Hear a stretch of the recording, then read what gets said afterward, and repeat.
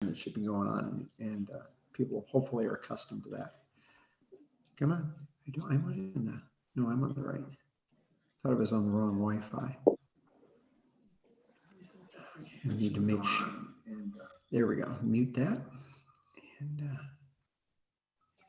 don't need to have that playing in the background. Okay, so let me get back up here to the top. So just a very quick review of the verb, and then we're going to move on to the noun today. So if you were to rattle off the endings for the present active indicative form of the verb. Oh my goodness. What would that be? Oh, I, Okay, Robin got it right. Oh, ice, I, amen, et usi. Usi. Amen, yeah. Oh, ice, I, amen, et usi. This is really interesting. After doing this the other day, I went up to my office and I sat down, I pulled out a paper and I tried to see how many of these I could get through. And I managed to get through most of them. I got into the aorist passive and I had to look it up again because I got stuck at the third person singular going, oh, what's this ending? And I put the wrong one down and then that kind of flustered my head. So anyway, but O ice I, amen, et usi. Very good. Okay, so I just wanted to review that, continue to review that, continue to learn that, work on that. I think what I'm going to do starting the next lesson on Tuesday, and I will put these up on the notes online. You don't have to download those notes, but if you go there and look at them, you can pick these up. I'm going to add some extra vocabulary that is not included in the lesson. I hope that doesn't seem too much. But there's another Greek textbook, and he has a few other vocabulary words I'm thinking I'd like to introduce a little bit more than what we have here. And I don't think, like I said, I don't think that's too overwhelming. When I went to seminary, I think we had to learn 20 or 30 new vocab words a week, I think it was. That's a long time ago. That's over 30 years ago. So here we go. Let me pull up the lesson. Here.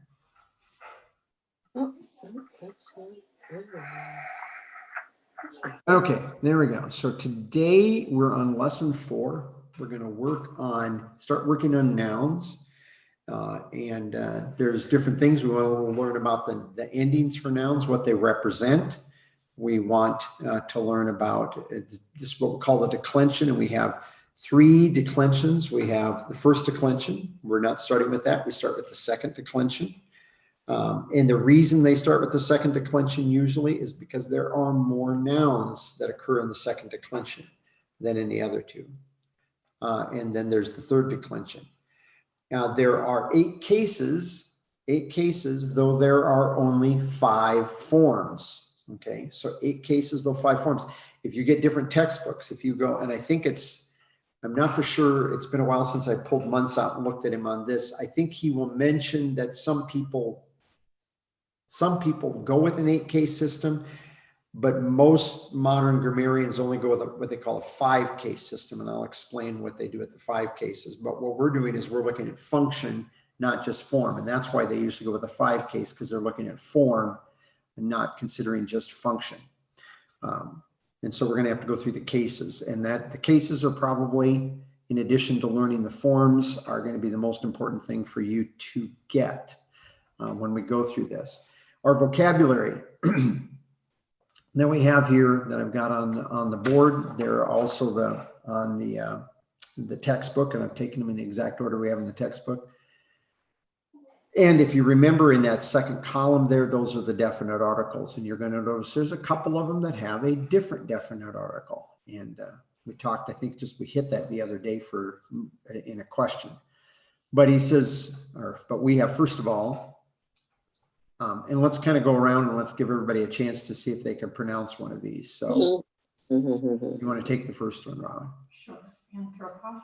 Anthropos. And then you would pronounce the definite article? Ha. Ha, so ha, anthropos, which is man, person, mankind in general. There is a different word for specifically a male, okay? When you use the definite article, like in their example here, they put the definite article before the noun, Mhm. and that's normally how you would see it. Yes, And they just throw it in after here to let us know that that's what it would be if it had one. right. Okay. Yes, because it doesn't always take a definite article.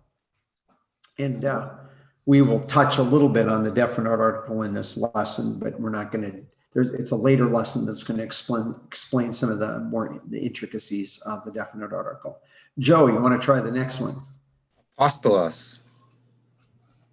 Oh, okay. Look at that. Look at the second letter there.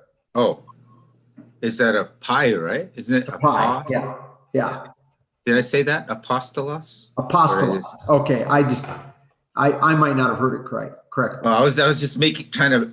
I know that accent over the second or the Omicron is a acute, so I put apostolos on them.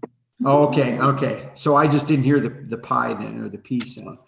Okay. And then the definite article is pronounced Ha Okay. So apostolos. apostolos.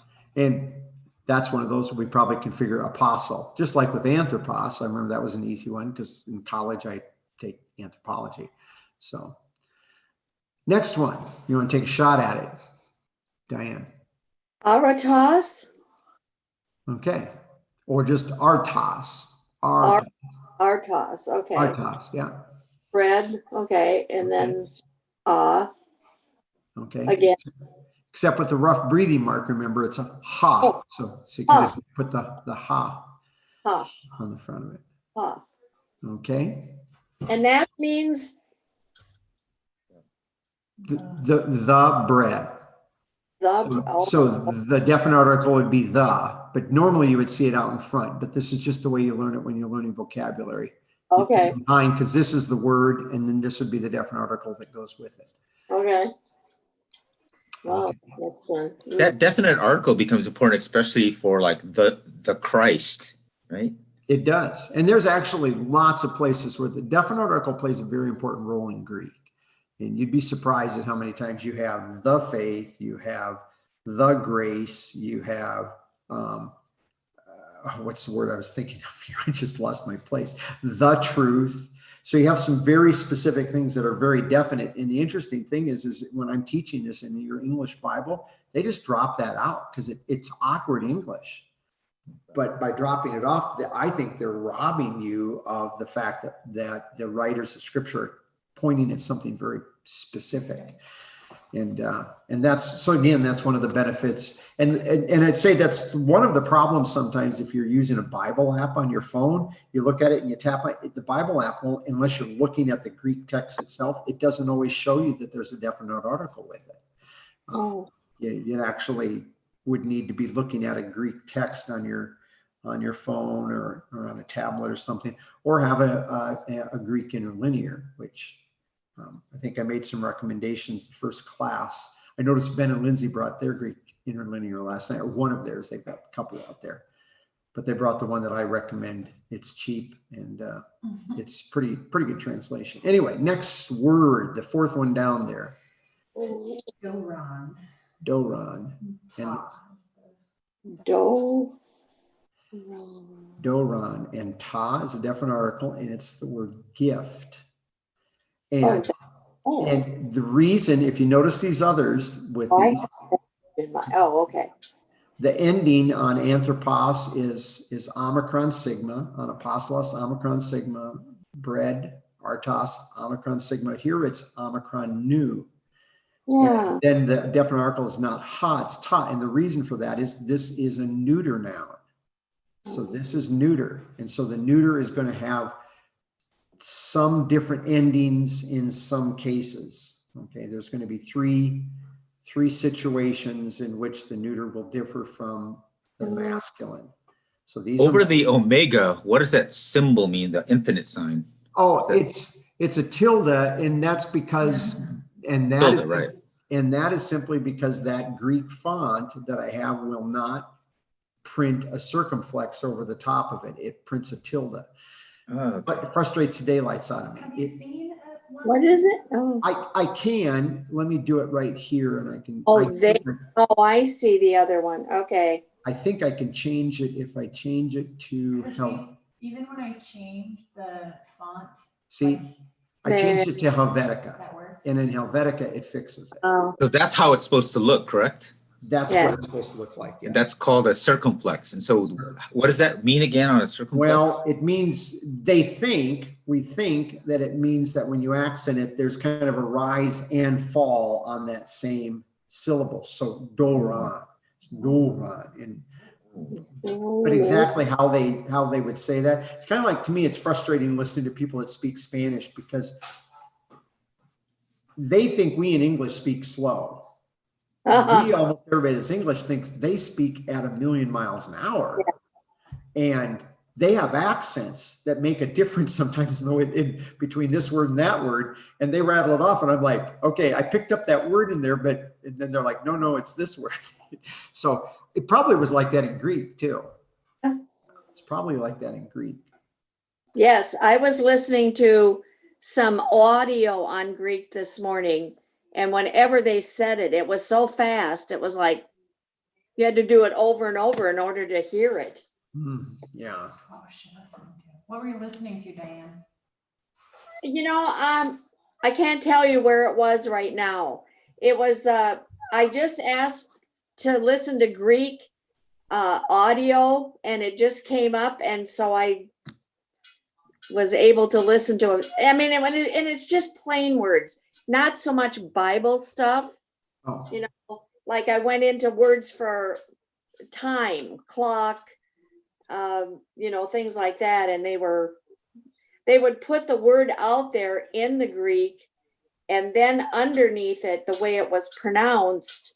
But the way she pronounced it, it was so fast. It was just hard for me to catch it. So I don't know whether I want to use it or not. well, I'm still looking. Joe was working on that, and he found a couple of things. I know he did, and I tried to get into that. I am just not techie enough, I guess, to. Well, Diane, if you don't mind, give me your phone number. I mean, do it off or text it to Tim. Tim could text me. I can call you and I can work you through that. See, that's what I need, is somebody to sit beside me and do. Well, we could FaceTime or whatever it is, that can help you to get through that. That might help. Okay. It helps me on the pronunciation when I want to see a word, especially because I know, because I speak Spanish, accents are very important to me. So it may not be important for reading, but my goal is to be able to speak this too, at some point. And the way I learned Spanish was reading the Bible, and I put it side by side. And then next thing you know, within about 6 months, I understood words, and I put words together, become phrases, became sentences, became paragraphs. It became, okay, I'm speaking biblical Spanish, right?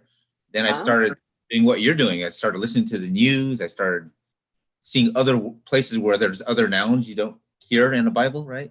And then yeah. So then it just starts. And then after about 2 years, I was pretty fluent. Okay. So if you text to Tim, you can text it to me, and we can connect at some point. I'm free today, and then I could show you how to set that up. It helps. Okay, go ahead. Okay, so back to our vocabulary here.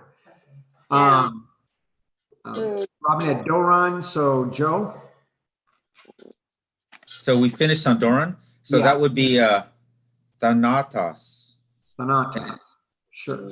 Thanatos. It's really funny because Thanatos, everybody I've ever actually. taken, they would say Thanatos. Thanatos is correct, because that's where the accent is. Thanatos. Dan? And that is death. Death as a state. Death as a state. So death. Okay. Diane, next one. Okay, just a minute. I wrote these out for myself, but I don't know here if I don't. I don't know if I can do this one. I'm new. Yes, we say Hiron. Hiron. Hi. Oh, it's like long I. Yeah, Hiron. Yeah. Okay, so that can be either short or long. Okay. Yes. Okay. Hiron. and ta, Oh, okay. and that's the temple. And if you learn that word, and you're going to find this will happen with other words in Greek. Once you learn a word, you're going to find other words that are related to it, which will make it easier. Okay. Because they'll have the word priest and priestly activity and such like that. So, okay. The next word, Kai. chi. And chi is just a conjunction, and Okay. also or even. That's the last one. Okay, I got that. Okay. Joe? Kurios. Kurios. Very good. And notice it's small L lowered or capital L lowered. It just by context, you have to determine whether you're referring to a slave master or referring to the Lord Jesus Christ. So, and that's usually quite easy. When it's talking about slaves, submit to your masters, kurios, kurioi. Yeah, you know what that's referring to. Okay, Diane. Next. Guy, is it E? Yeah. No, this is a lambda. Oh, I've got the wrong one there. Okay. And you know, I got that mixed up all the time. Okay. Lamithos.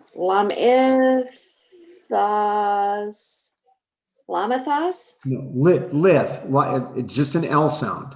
Oh, Lithos. lithos. Oh, Lithos. lithos. Okay. Lithos, which is stone.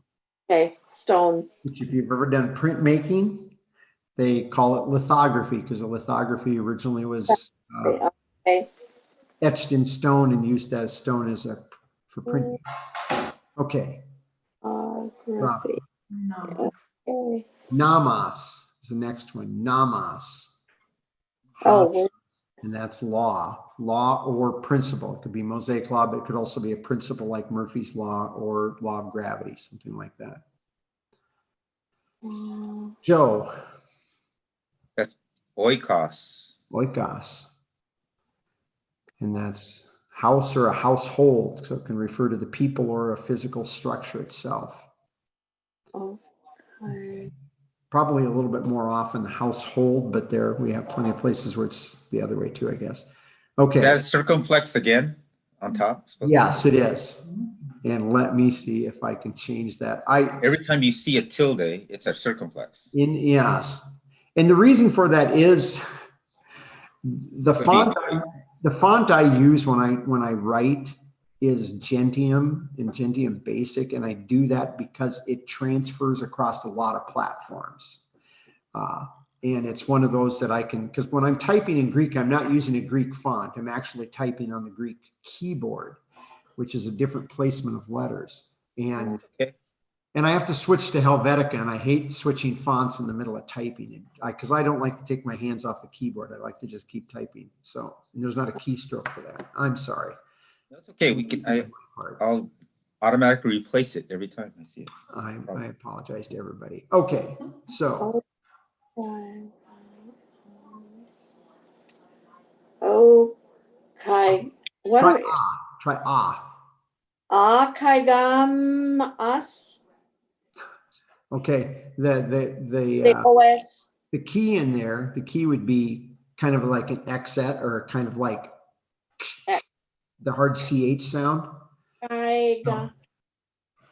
So Akai. no, there's not a chi, it's just Oh, loss. Don't confuse the name of the word with its sound. So say it again. don't confuse the name of the letter with its Say the word. Yeah. Okay. Aklos. Oh, there. Okay, I had the wrong thing in there again. Okay, I'm okay. Okay, I get it. Okay, I didn't have the L in there. Okay. Lambda, I didn't have that. Okay. Okay. And then huios, which we've talked about before. Huios, which is that's the one I got of all of those. Okay. That I knew.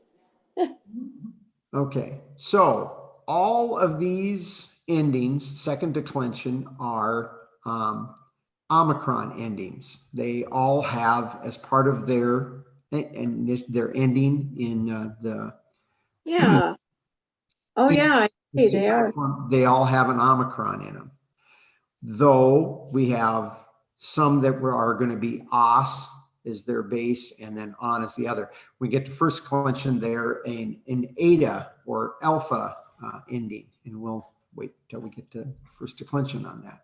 But they'll just have a different ending. So there are 8 cases. So these are the case endings, and I'm going to walk through the case endings. Notice the first 2 columns here these are masculine, and the second 2 columns are neuter. So the endings are, and we're just going to go through these, and there's 8 cases, and you're going to see that some of them are going to share forms. So the nominative singular is os, nominative singular, or excuse me, genitive singular is oo, ablative singular is oo, dative singular is o, locative singular is o, instrumental singular is o, accusative singular is on, and vocative is epsilon.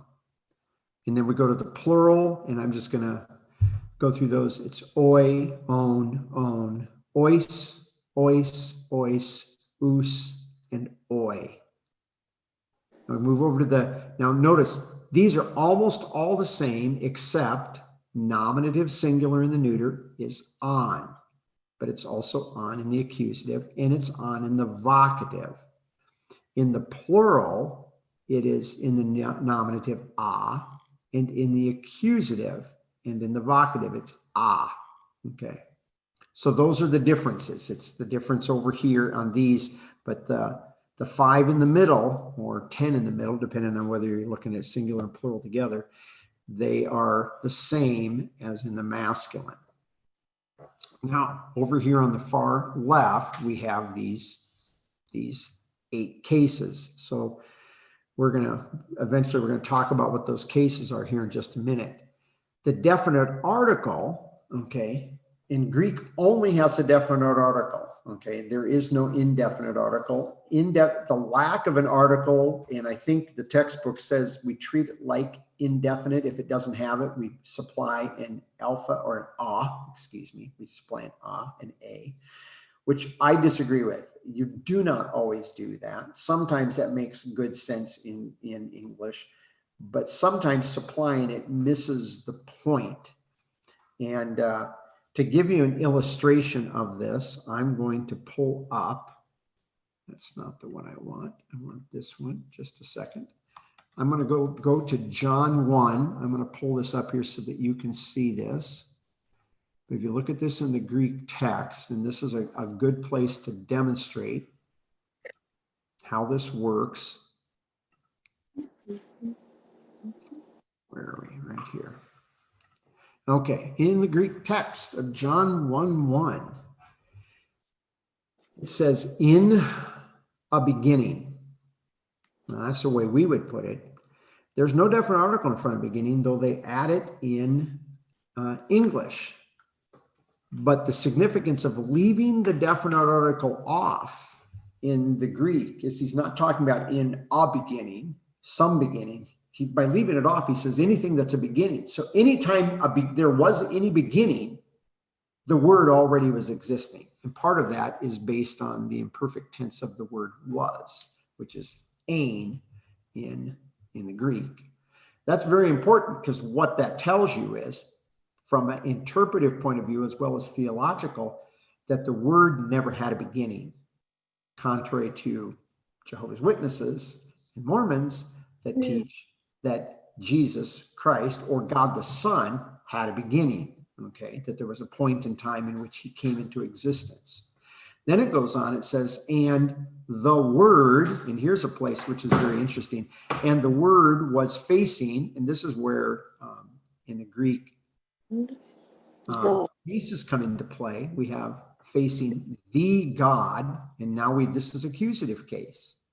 So the word, which is in the nominative case, is facing somebody in the accusative case. He's not facing himself. He's facing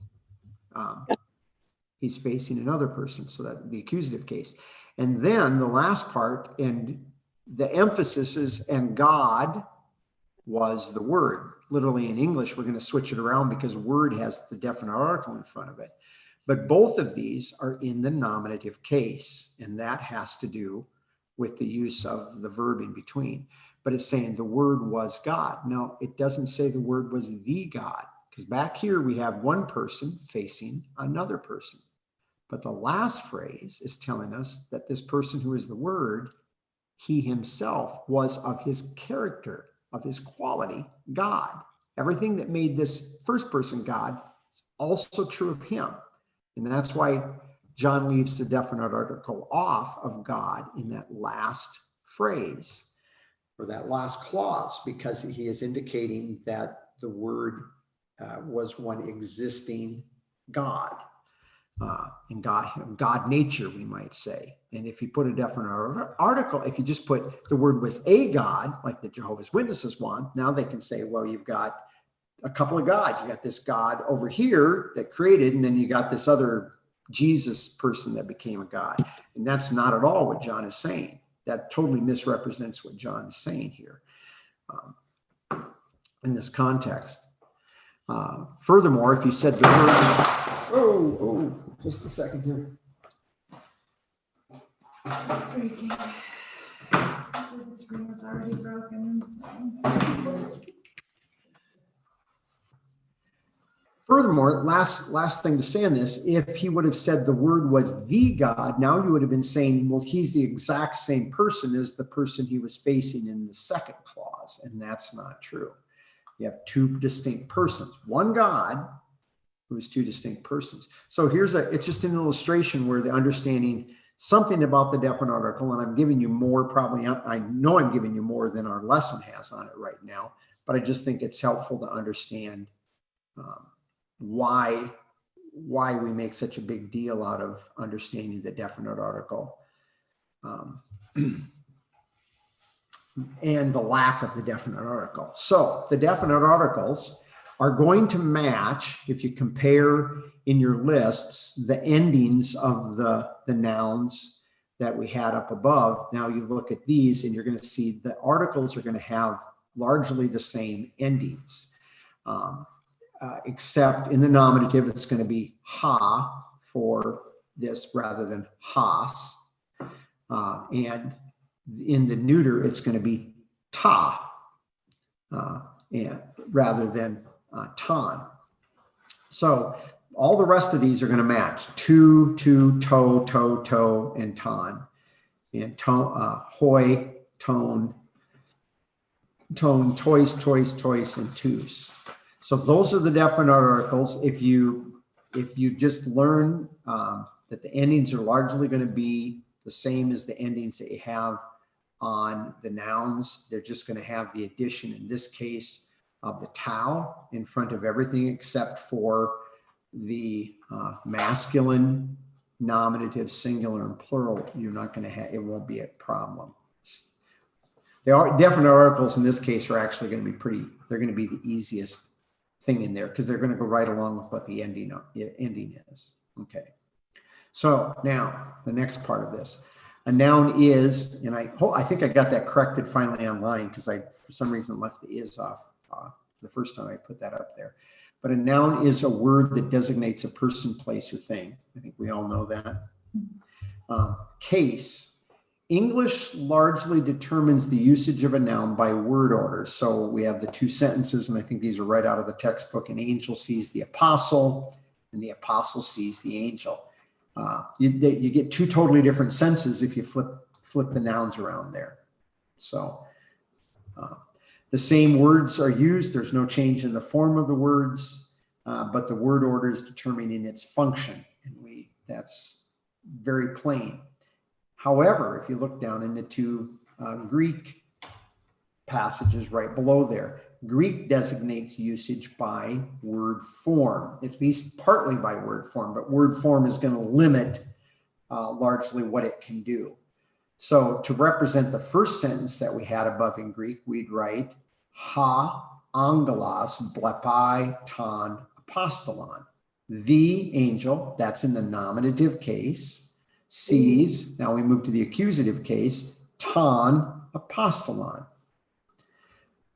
But if we switch those around, the form of the words are going to change so that we're going to have ha apostolos now. Nominative case, blepi. Oh man, I messed that one up, didn't I? That should be an epsilon. I really do not like the keyboard on my computer. I make so many mistakes. I blame it on the keyboard. Anyway, sorry. Ha apostolos blepi ton angelon. And so we've changed the endings here to indicate that this is the accusative case. It's receiving the action, which is what the accusative. It's the object case. So I am feeling confused about why the ending of apostolos changes. I understand why the pronoun is changing, but why are we changing from on to os and vice versa? Because you're changing its use in the sentence. The os ending tells you it's the subject of the sentence. It's the thing that's doing the action.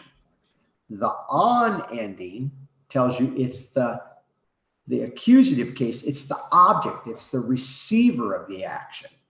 So the angel sees, and you offer sees what or who. It's the question you ask. I don't know if you remember that from high school and college English. It's just the object of a sentence is going to answer the question what. So we could just say the angel sees. Okay, great. That's good. I'm glad he sees. But then if you ask he sees what, now you're going to put in what we call the accusative case in Greek. And that's what the on is telling you.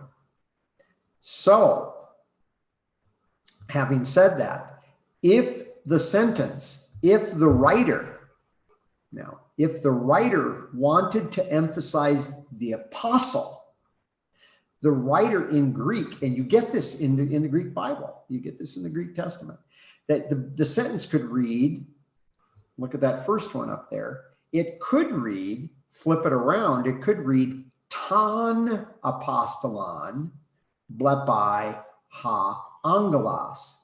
You could switch those, and you know what? It means exactly the same thing. It still means the angel sees the apostle, even though apostle is first, because the ending on apostle means it's not the subject of the action simply because it comes in front of the verb. It still means it's not the subject of the action, it's the object of the action is what it's meaning. But so Greek, because it is an inflected language, that is, it goes by these ending changes. No matter where you put the words in a sentence, the ending tells you where in English we would put it in a sentence.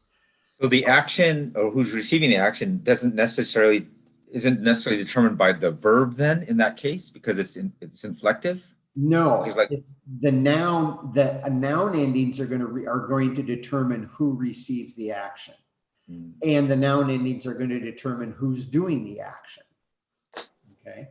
So the os ending here, that's nominative, that's always going to be the subject of the sentence. That's the one doing the action. So even if I put the verb first and I put the subject second, or at the very end of the sentence, it still is going to, in English, have to be translated. In English, you couldn't say the apostle sees the angel.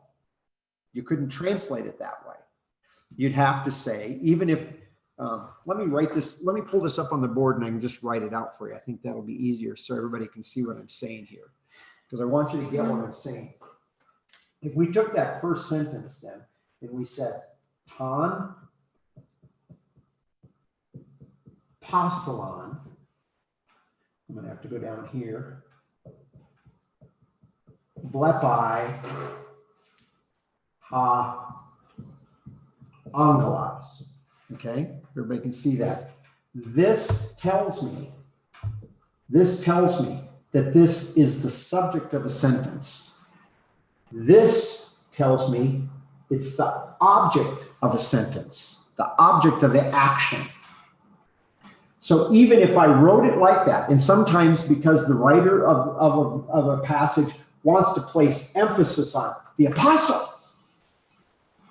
By putting that there, by putting it in that position, they're emphasizing it, but you cannot do that. You could not translate that, the apostle sees the angel.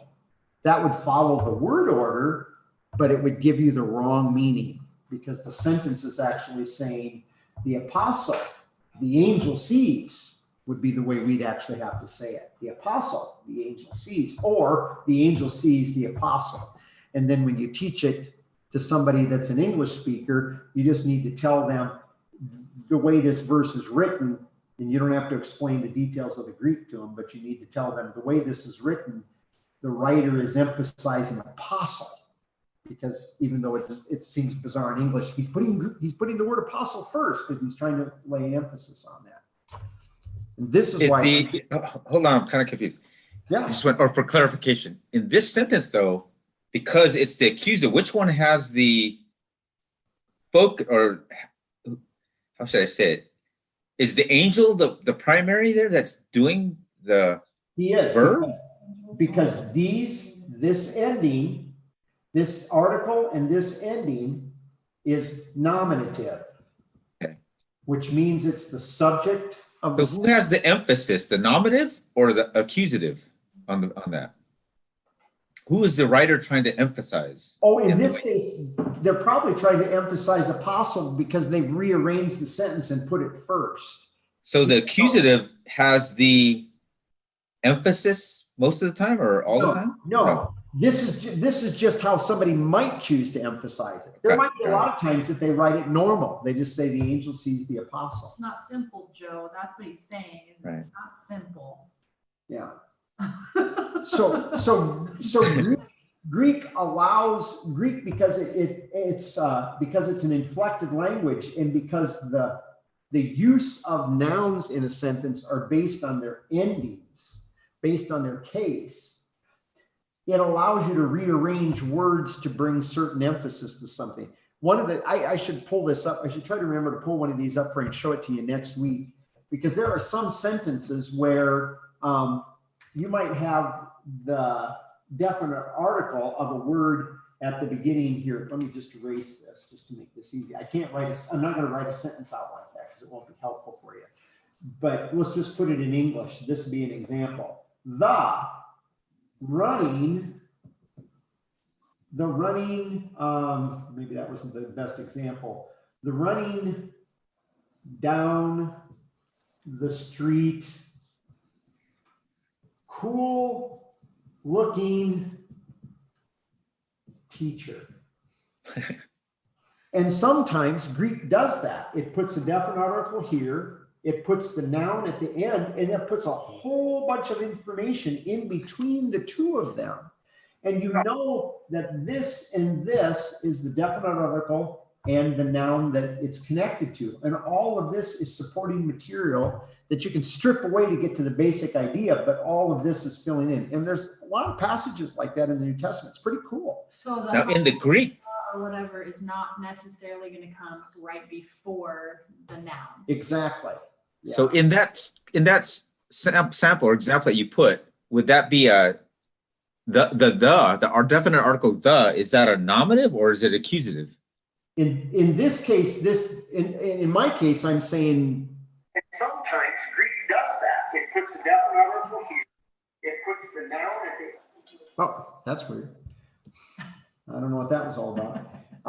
It could be either one in this case, because we don't know whether this is, I saw the running down the street cool looking teacher, or the running down the street cool looking teacher showed up. I don't know. This is just a phrase in a sentence. So What I'm trying to understand is to distinguish, how do I know it's nominative versus accusative? That's what I'm trying to ask. Oh, that's the ending. That's the ending. Right, I know that, but I'm trying to know, when you see that, when I see nominative versus accusative, I know it says nominative is the subject of a sentence or clause, and the accusative is the object of the action. So in this case, which is the subject, which is the object? You mean in this illustration here? Right. There isn't a subject or an object. This is just a phrase that connects a the with this. All the rest of this is just supporting material. There's nothing in here that tells you whether this is a subject or an object. What I'm showing you is the way you can construct this in Greek with these. There's all kinds of other material, and you can separate words by quite a bit of space and yet still maintain a connection. You did that in English, and your teacher's going to give you a D or an F. Yeah, not working. Because they're going to say that's too much extraneous material that separates ideas, and English readers aren't great at putting all that together. So if I rechange that to the cool looking teacher is running down the street, the teacher is the subject at That's that point. right. And Yeah. that would become the nominative form. Right. Okay, got it. But if we put out front, I saw, now I am the subject, here's the verb, and all of this Becomes right. Yeah. That becomes accusative at that point. The teacher. I'm just using this crazy example here simply to point out.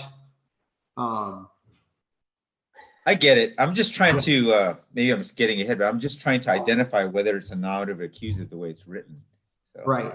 So in what you're learning in Greek now is that the nominative or accusative is determined by the ending. So here we have that ending. That ending tells you it's accusative. This ending tells you that it's nominative. Which is why we go back up here and why you will memorize these endings here that we have in these charts, and these definite articles. You will learn those. So now, very quickly here at the end, okay, and we'll wait just here for a second here. So now just to kind of to give you some example, or to kind of go through the cases, and we'll come back and we'll review the cases on Tuesday, but just so that we can all get to the cases now. And I have down below in the notes, and I think you have this in the textbook too, they go through several forms of these different words so you can see what they look like. I didn't reduplicate in the plural column what cases they are, but let's just see what the cases are. So the nominative case designates it is often the subject of a sentence or a clause. And the reason I say often, you might have a few situations in which it might occur that it is not, but the majority of the time it's going to be the subject of a sentence or clause. The genitive case is the case that describes, and it is the case of relationship or quality. And I gave you at the end of there tu theou as an example. And when I learned the genitive case, when I took beginning Greek, we just treated it as of. So you would say God's love. Okay, and God would be in this form, theou, and that ending is simply telling a genitive that love belongs to God. But you're going to find out, I didn't learn this till I get up to seminary, that genitive probably more often than not simply it used to describe quality of a thing. So it's kind of a descriptive. It doesn't take the place of an adjective, but it kind of seems a little bit like an adjective in what it does. Okay. Ablative is separates, and it's going to share the same form. The genitive and ablative are going to share the same form. So if you study Greek out of other textbooks, a lot of other modern textbooks, they're just going to go with form, and they're not going to see it. They will have what they will call an ablative genitive, because they will just see the genitive form. But the ablative means it's separated away from. And there's a lot of examples of ablatives in the New Testament where it says that one came from God or came from the apostle or something like that. We have several times in the New Testament, we have the Spirit of Christ or the Spirit of Jesus. And a lot of times that's an ablative where it's saying it's the Spirit that was from Jesus, from him, because he sent the Spirit in Scripture. So. And there's not a way necessarily besides context to know whether it's ablative or genitive. Exactly. Sometimes we have, we haven't got into prepositions yet, but we have certain prepositions, and you don't need to learn this now, really, but sometimes you're going to have apo, theou. Yeah, I just saw that. And that apo is away from. away from. So that would be a clear sign that this is an ablative form here. Okay. Did I see the board? What you wrote? Oh, you can't see that. I'm sorry. I No. forgot. I just want to see what you're writing. Okay. I So- forgot. No, it's okay. So what did you write there? Um, Apo? just a second here. Can you see that now? Because I can't see it. Yes. Go away. Okay. Yeah. Apo theou. And this is a preposition which means away from. And so this is a good indication if you see something like that. Now we're looking most likely, there's probably every indication is that this is going to be an ablative form versus the genitive. So there are some keys, some cues that'll help you. Sometimes we don't have any. Okay, back to these. Then we get to the dative. And in dative, we do have a dative in English. Dative receives. And so in English, when you took English in high school or college, they usually taught the dative as the direct object or the indirect object, excuse me. So I throw ball is the object, but I throw the ball to you is indirect object. And that's what the dative. So the dative is the one who receives, who or what receives the action. I throw the ball, that's actually the object that's being thrown, but the one that receives the action is the dative. And that's going to have the omega ending, the O ending in this case. The locative is where the action takes place. And we could say, and I don't know that we have a case like this, I should find a biblical example, but we might say Jesus healed people in the house. In the house would be talking about location. Instrumental of means is how the action takes place. And we might say Jesus spoke. We might have Jesus lego tois logos. And that was, he spoke by the words. So he used, we could maybe put an adjective in there, polos word, many words in that case. So the instrumental is indicating this. In Greek, or the way I learned this, those three cases there out of simplicity is we rearranged the letters, dative, locative, instrumental. We rearranged the first letter in each one of them and spelled it the lid case, locative, instrumental, dative, LID, lid case ending. You get that? The L from locative, I from instrumental, D from dative, because they all have the same ending, just like the genitive and ablative do. And a lot of times those aren't going to be that hard to identify. Is the person receiving the action? Is that a location? Is that an instrument or the means by which it's being accomplished? Okay. And then the accusative. And the accusative is the object, which we've been talking about already. They're the object. The man, or we could have back up there, the angel saw the apostle, or we could say God sent the apostle. So who did he send? He sent the apostle. Okay. And then the vocative, which does not occur a lot in the New Testament, but the vocative is going to, in some cases, look very much like the nominative, but it's simply saying, man, look at that. And you're talking to somebody. And so it's a case of address, the way you address a person. People, watch that thing out there. And people would be in the vocative form. So we have 8 cases with 5 forms. 5 forms. And I just learned 5 forms when I learned basic Greek, although I had already begun to learn Greek out of the textbook that we're using here. And so I was familiar with the 8 cases. I just didn't understand why. And we kind of brought the nuances of this out in beginning Greek, but we didn't emphasize them tremendously at that time. But I think up front, it's good to kind of say, here are all these cases, become familiar with them, and you're going to learn to recognize them. Okay. Any questions? I realize we unloaded a lot with those cases, but this is, if you get this down on those 8 cases, then we're just going to be changing forms as we look at the first declension and eventually the third declension. You're still going to have the same cases, it's just going to have different endings that you have to learn with each declension. What does declension mean? Declension means it falls. So to decline. So a thing is coming down. So you start with this and it's all the different forms that fall from that. Okay. Okay. Yeah. Okay.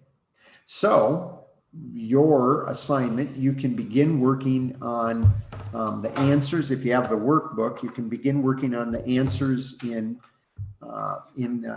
lesson 4. But the other thing I would continue to work on memorizing, continue working on your vocabulary, continue working on the verb, reminding yourself of the verb ending. Don't just say the verb endings, oh, I, si, amen, et, usi. Remind yourself present active indicative, oh, I, si, amen, et, usi. And practice writing those out. It's good to rattle them off in your head, but it's good to write it out. Because then you're seeing it, you're doing it, you're hearing it. All of this is taking place, and it's all a good way to help ingrain that in your memory. And it doesn't take a tremendous amount of time. There's a guy I listen to that talks about Greek online. He suggests if you really want to learn Greek, he thinks that you ought to probably just set aside about an hour a day. When I was in college, I probably had to do that, working on Greek. So that's not bad. If you can squeeze in an hour out of your day, I think you'll get more out of this class. And then work on just thinking about working through these endings and what they're each attached to: nominative, genitive, ablative, dative, locative, instrumental, accusative, and vocative, and then the endings that go with them, singular and plural. And then one of the things that you might try doing, and there's some examples on the worksheets down below with some of these words, but try doing it without, use these as a reference to look back to after you're done, but try to take all of your vocabulary words up there that we have, all of the nouns. Chi is not a noun, chi is a conjunction, but take all the nouns in that, and everything's in that list is a noun except for chi, and just change the endings on all of them. Put the article on the front. So write it the way it would occur in the text if you were reading it, and you would write, oh, here, let me stop the share so that you can see what I'm doing here. So you're gonna write Anthropos, I'm sorry, that's row, and then to Anthropo, and so on and so forth. And just write all those down and write this in front, G for genitive or whatever you have, and A for ablative. And just write the forms out. Just practice writing them out. Say them out loud to yourself. Hear yourself saying them. Write them out. Look at the endings. And it's good practice.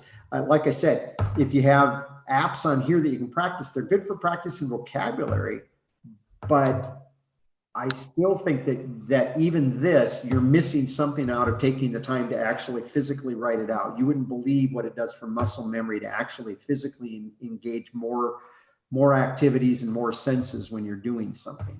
So, any other questions?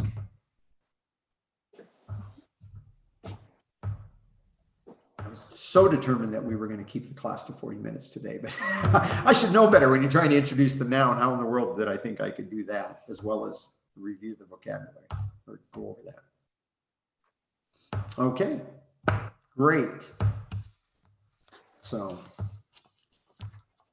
and the nice thing about this, think about this, is, and now that you're learning nouns and adding nouns into this and how they're ending, you can start constructing sentences. And whether you have the old red textbook like this, or the new textbook or the workbook, they have as the exercises, because this was always the way we did exercises. When I took Greek, your lesson exercises at the end were always translate the Greek into English and then translate the English into Greek, which is really an interesting challenge, because it really makes you think about the words and the word endings when you're trying to go from English to Greek.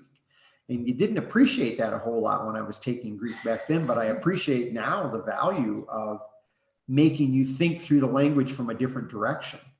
So anyway, there we are. So yeah. And I think you still have that. Those are still, I think you still have those same exercises in the back of the book. Except for these ones just have us go from Greek to English. They don't have the other way. Oh, that's too bad. They do. Look at that. Maybe they don't see, oh, there it is. Maybe they don't see the value in making you think through the language from a different perspective. So, okay, great. Any last questions before we end? No? Okay, have a great weekend and keep working on your Greek. Keep setting some time aside every day.